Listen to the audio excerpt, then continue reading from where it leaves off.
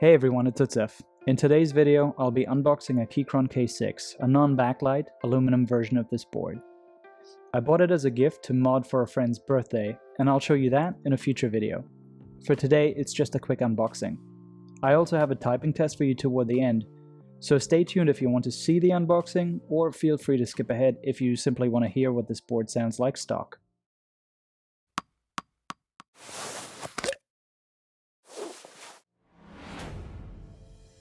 The box is very similar in appearance to the Q1 I unboxed last week, though quite a bit more compact given the size and weight difference. As you can see from the label, mine came with Brown switches. I personally prefer linear switches, but the reds weren't available when I ordered, and I plan to replace the stock switches anyway, so it didn't really matter to me. Just inside toward the top is a reference card that describes the proper insertion of switches and a quick start guide.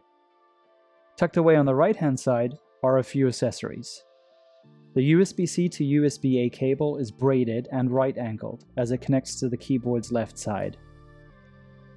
Keychron also includes Windows-specific keycaps, should you wish to replace the Mac-specific ones that come pre-installed on the board.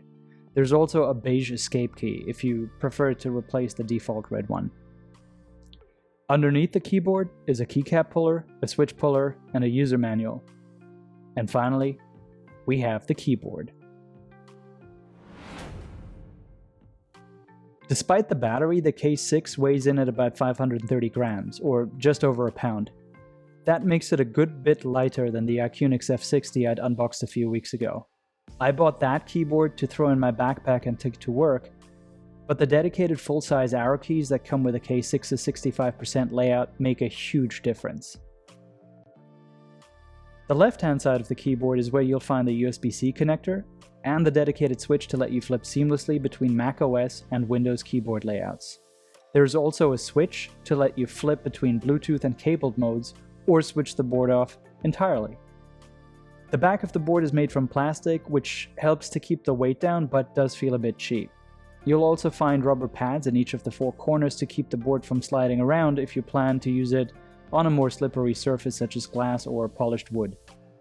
The rubber pads are also present on the typing angle adjustment feet, and they are color matched with the board, which is a nice touch. Altogether, this board provides you with 3 typing angles, from flat all the way up to 9 degrees. Right, with that out of the way, let's have a listen to what the Keychron's Brown switches sound like stock.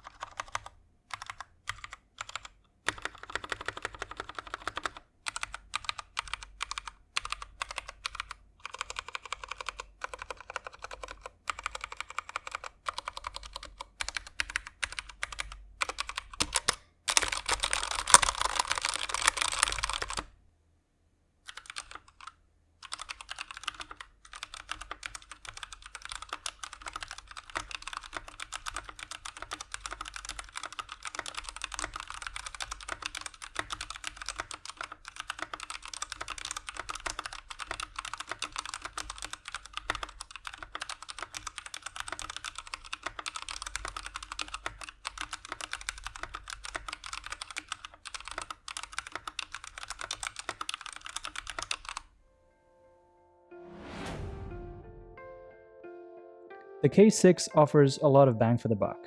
The 65% layout is practical for day-to-day use, the battery life is rated for 2 months, and you can easily switch between Mac and Windows layouts. Unfortunately, there is quite a bit of wobble in the stock switches, so I wouldn't really recommend this unless you plan to mod it. Also, the recently announced K6 Pro is meant to launch this month, so if I were making a purchase today, I'd probably take a good look at that and maybe even wait for it. If you enjoyed this video, then do me a solid and hit that thumbs up. If you would like to see more content from me, then smash that subscribe button and turn on notifications so you'll always know when I drop my next video. Thank you for watching, and I'll see you in the next one.